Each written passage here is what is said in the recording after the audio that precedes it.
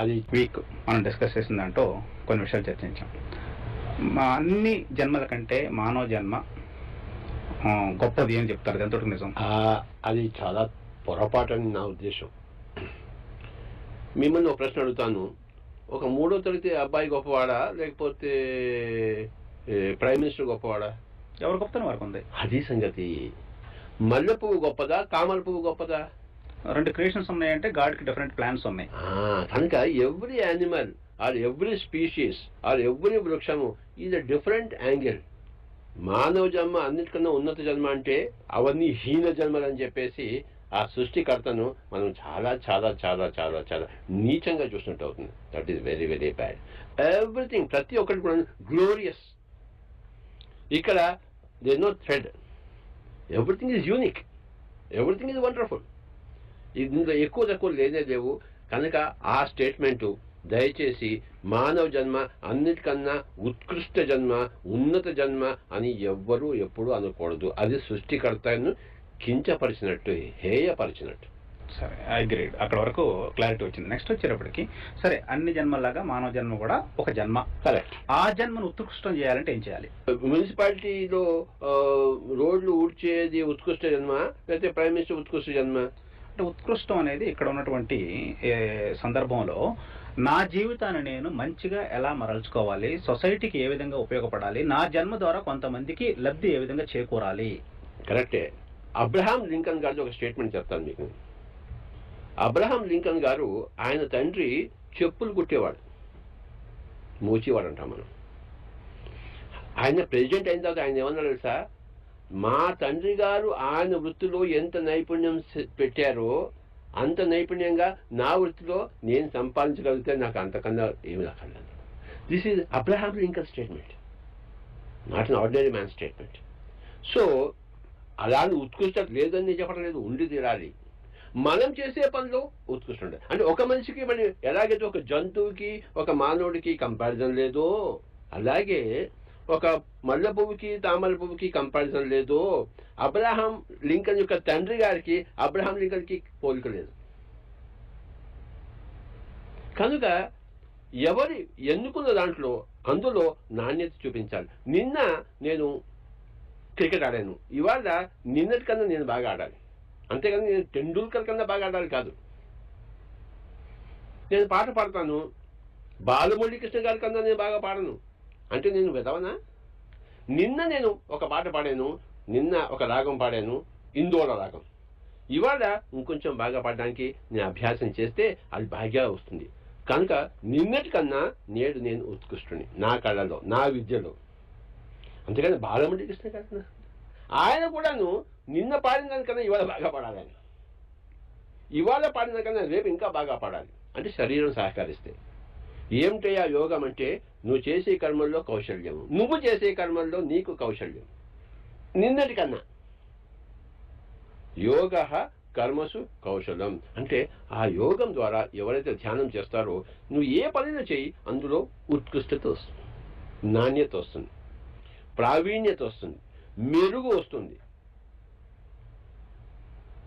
అనగా అనగా రాగము అతిశయులు, తినగా తినగా వేము తీయగా నుండింది. ఫస్ట్ చేదుగా ఉంది వేము, కానీ నమిలితే నమిలితే నమిలితే తీయగా వస్తున్నట్టు రాగం ఫస్ట్ నేర్చుకుంటున్నాను.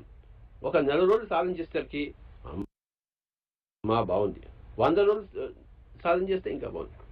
సో అది సంగతి. ఉత్కృష్టత అనేది సాధన మీద వస్తుంది ఏ విద్యలో. ఇక్కడ ఆ ప్రశ్న అంటే మనం సొసైటీలో చూస్తున్నప్పుడు ఇప్పుడు మీరు ఒక కార్యం తీసుకొచ్చి లేదు ఫర్ బెటర్ సొసైటీ లేకపోతే ఫర్ బెటర్ హ్యూమన్ లివింగ్ కోసం నేను ఒక ప్రయత్నం చేస్తున్నాను అన్నారు. అంటే ఇక్కడ 2 ఉన్నాయి, బెటర్మెంట్ ఉంది, బెటర్మెంట్ లేని తనం ఉంది. ఆ బెటర్మెంట్ లేని తనం నుంచి బెటర్మెంట్కి రావడానికి, ఈ ట్రాన్స్ఫార్మ్ అవడానికి కొన్ని బేసిక్ క్వాలిటీస్ ఉంటాయి మనిషిలో. ఆ క్వాలిటీస్ని అంటే ఇప్పుడు మనం చెడు చూస్తున్నాం, మంచి చూస్తున్నాం.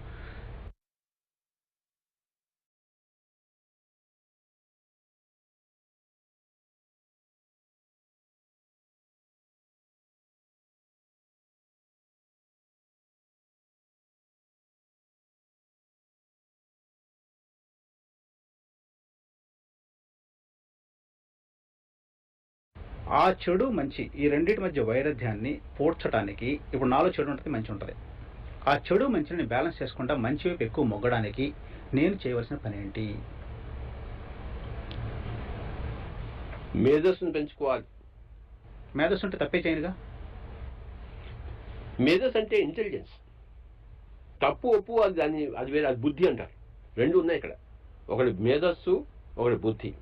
కపిల్ దేవ్ బౌలింగ్ చేస్తున్నాడు, ఇంకోటి చాలా మంది పేస్ బౌలర్స్ వేస్తున్నారు. అంటే అతను పేస్ బౌలింగ్ ఎంత స్వింగ్ చేసి వేస్తాడు, ఏ బ్యాట్స్మెన్ కదా వేస్తాడు, అంత మేధస్సుకు వస్తుంది. అది మంచి చోటు లేదు అక్కడ. ఇంటెలిజెన్స్ అంటారు. ఇంటెలెక్ట్ వేరే, ఇంటెలిజెన్స్ వేరే. You must be highly intelligent bowler with in your field. Intellect అంటే ఏంటి? క్రికెట్కి సామాజిక దృక్పథంకి ఏంటి తేడా? ఈ క్రికెట్ సామాజిక స్పృహకి ఎలా తోడ్పడుతుంది? అది ఇంటెలెక్ట్. కానీ బౌలింగ్ ఎలా వేయాలి? అది intelligence. So one should acquire both మేధస్సు యాజ్ వెల్ యాజ్ బుద్ధి. Number 2, he should be highly differentiate చేయాలి. వివేకం ఉండాలి వారికి. ఏది మంచి మీద అన్నట్టు చెడు. మంచి చెడు ఉన్న నీకు తెలిసినా నువ్వు చెప్పలేవనుకో, నీ లోపల ఉంది. నువ్వు బయటికి నువ్వు ఇంటెలిజెంట్గా, దాన్ని ఫోర్స్ఫుల్గా, దాన్ని పకడ్బందీగా, రకరకాలుగా చిలువలు పలువులుగా చేసి అనేక మందికి చెప్పగల సామర్థ్యం లేకపోతే ఇక్కడ మంచి చెడు తెలిసిపోయే లాభం లేదు. నీకు సామర్థ్యం ఉంది కానీ మంచి చెడు ఏమిటో తెలియదు. What is the point? అంటే ఇప్పుడు ఒక ఇంటిని తీసుకుందాం. ప్రతి ఇంట్లో ఉండేటటువంటి ఒక సమస్యను తీసుకుందాం. ఆ సమస్యను మీ దృక్పథం ఎలా పరిష్కరిస్తారు చెప్పండి. ఒక ఇంట్లో 2 కొడుకులు ఉంటే తండ్రి ఒకటే, ఆలోచన విధానం ఒకటే, అదే విధంగా పెంచబడటం జరిగింది. కానీ ఒకడు ఒక స్థాయికి వెళ్తాడు, ఒక అతను అదే స్థాయిలో ఉంటాడు. కానీ ఇక్కడ తండ్రి లోపం పట్టచ్చా, కొడుకుని లోపం పట్టచ్చా, తండ్రి విజ్ఞతను లోపం పట్టచ్చా, లేకపోతే తండ్రి యొక్క ఆలోచన విధానాన్ని తప్పట్టాలా, లేదా కొడుకు యొక్క గ్రహణ శక్తిని తప్పట్టాలా, లేదా అతను గత జన్మ దీనికి రిలేట్ చేయాలా? ఇది ఎలా ఉంటాయంటే లోపాలు ఉంటాయి, లోపాలు ఉండవు. లోపాలు ఉంటాయి, లోపాలు ఉండవు. ఈ స్టేట్మెంట్ మీరు ఏ సిచ్యువేషన్ తీసుకోండి, ఈ స్టేట్మెంట్ దానికి యాప్ట్. దిస్ ఇస్ కూడా paradox. Life is full of paradoxes. అంటే ఒకటే ఏక సమయంలో 2 విరుద్ధ సిద్ధాంతాలు అక్కడ అన్వయించబడతాయి.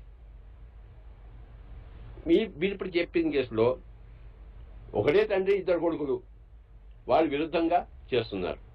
మీకు చిన్న ఉదాహరణ చెప్తాను. బుద్ధుడు ఏం చేశాడంటే ఆయన అంతా తీసుకుని మళ్ళీ తన రాజ్య పొలిమేరలకు వస్తున్నాడు.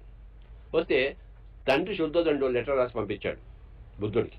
ఈ బుద్ధుడేమో రాజ్య పొలిమేరల్లో ఉన్నాడు. ఓకే, శుద్ధోదండు ఏమన్నాడు, నాయన నువ్వు ఏదో ధ్యానం చేసుకున్నావు, ఎక్కడికో వెళ్ళావు, నాకంతా తెలీదు. నేను రాజుని, నువ్వు రాజకుమారుడివి, మన తండ్రి రాజు, తాత రాజు, నువ్వు కూడా రాజు, వచ్చి నీ రాజ్యం చేసుకో.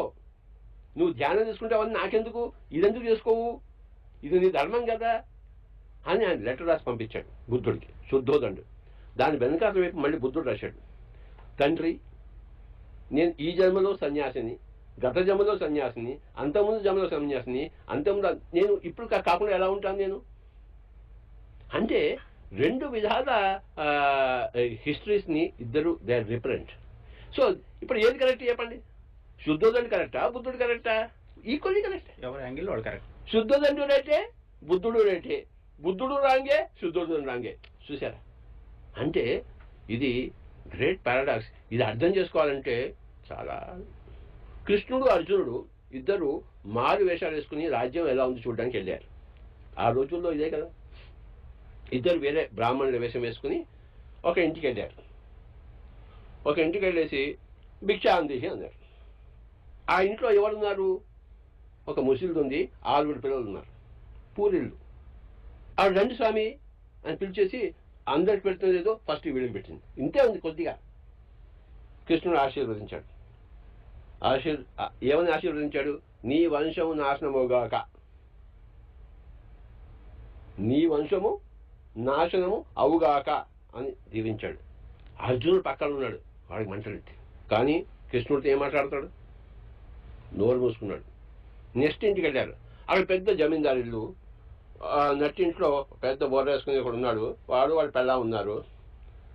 వాడు ఏదో తింటున్నాడు. కృష్ణుడు భిక్షాందేహి అన్నాడు.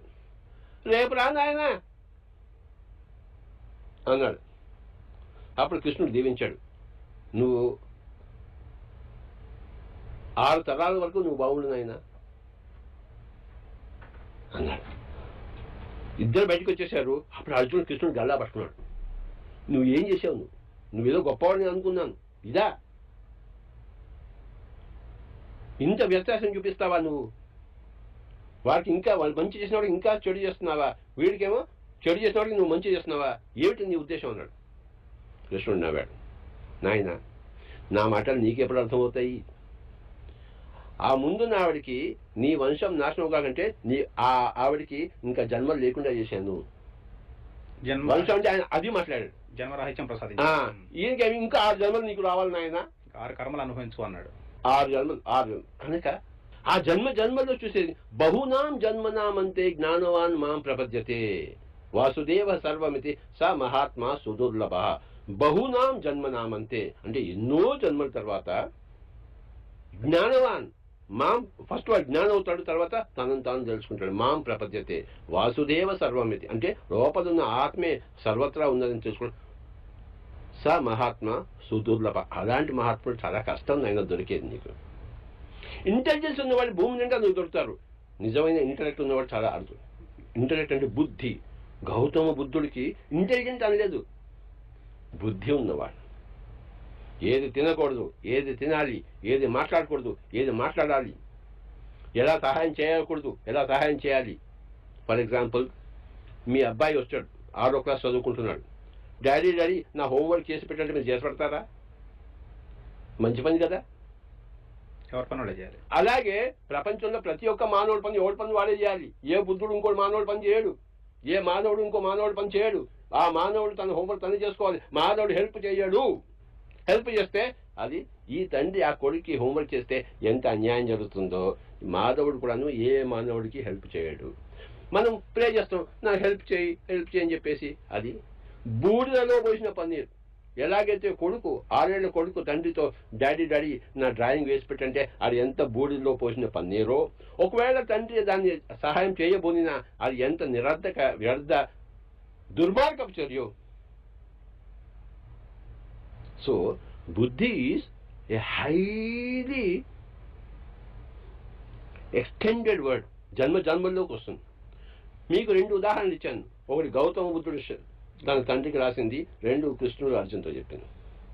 ఇంతకన్నా గొప్ప ప్రాక్టికల్గా వచ్చేటప్పటికి ప్రాక్టికల్గా ఒక ఇంట్లో పరిస్థితి చూస్తే ప్రతి క్షణం కామన్ మ్యాన్ ఎదుర్కొనేటువంటి సమస్య ఏది నిజం, ఏది ధర్మం కాదు. మీరు ఇందాక చక్కటి ఎగ్జాంపుల్ చెప్పారు. తండ్రి 2 కొడుకులు అన్నారు. చిన్నప్పుడు కొడుకులతో ఎలా ఉండాలి, పెద్దగా అయితే అది మారిపోతుందంట.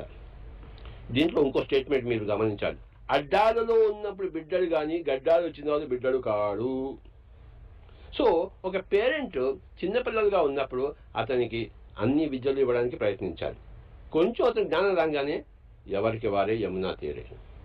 ఒక పక్షి ఏం చేస్తుందంటే చిన్న పక్షిని గుడ్డు పొదిగి పెంచిన తర్వాత కొంచెం రెక్కలు వస్తున్నప్పుడు దాన్ని పైనుంచి తోసేస్తుంది. బతికితే చేస్తావు, నీ గోళ నీదే. అలాగే కొంచెం ఆ అడోలసెంట్ స్టేట్ దాటి అడల్ట్ స్టేట్కి వస్తూనే ఎవరికి వారే యమునా తీరు. నీ ఇష్టం నాయన, చదువుతావా చదువు. కొంతమంది ఏమంటారు, డాడీ నాకు చదువు మీద ఇష్టం లేదు, నేను బిజినెస్ చేసుకుంటాను. నీ ఇష్టం చేసుకో. అప్పుడు నీకు చాతంత సహాయం చేయి నువ్వు అనుకుంటే, కానీ నీకు ధర్మం లేదు. ఇంకా చిన్నపిల్లలుగా ఉన్నప్పుడు బాడీ పెంచడం కోసం ధర్మం, కానీ ఆ తర్వాత ఆత్మ పెరుగుదల ఎవరి పెరుగుదల. ఇప్పుడు మీరు చెప్పిన విధంగా ప్రతి ఒక్కరు ఆలోచిస్తే నేను ఇంతవరకే పెంచాను, నీ బాధ్యత నీది అనుకుంటే ఈ కరప్షన్ ఉండదు, ఈ వైలెన్స్ ఉండదు, ఈ అక్యుములేషన్ ఆఫ్ వెల్త్ ఉండదు. అబ్సల్యూట్లీ స్వామీజీ, ఆలోచించుకుంటే absolutely Swamiji, you are right. ఇప్పుడు చిన్న విరామం తీసుకుంటారు.